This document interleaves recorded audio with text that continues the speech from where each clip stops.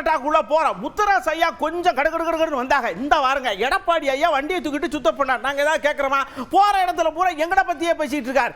எங்க வரலாறு அவருக்கு என்ன தெரியும்? அதிமுக வரலாறு அவருக்கு தெரியல. எங்க வரலாறு போய் நோண்டிட்டு இருந்தா சரி, இருந்தாலும் பரவாயில்ல, நாங்க அவர் மண்டையில இருக்கிறோம், நாங்க வளர்ந்துகிட்டே இருக்கிறோம், ஞாபகத்தில் இருக்கிறோம், சந்தோஷம் தான் அப்படின்ட்டு போயிட்டார். 25 கோடி நீங்க ஒரு 10 கோடி சேர்த்து சொல்றீங்க. இந்திய கம்யூனிஸ்ட் கட்சி யாராலும் அடகு பிடிக்கவும் முடியாது. இந்திய கம்யூனிஸ்ட் கட்சி ஒருபோதும் விலையும் போகாது. இந்திய கம்யூனிஸ்ட் கட்சியினுடைய வரலாறு எடப்பாடிக்கு தெரிவதற்கு நியாயம் இல்லை. அதிமுக வரலாறு முதல்ல அவருக்கு தெரியாது.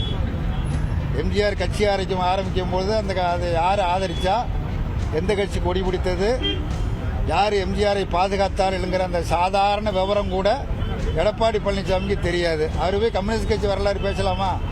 அப்படி பேசுவதற்கு தகுதி இருக்கா முதல்ல இருக்குது? எந்த கம்யூனிஸ்ட் கட்சியை பற்றி விமர்சிப்பதற்கு முனையளவு கடுகளவு கூட தகுதியற்றவர் எடப்பாடி பழனிசாமி.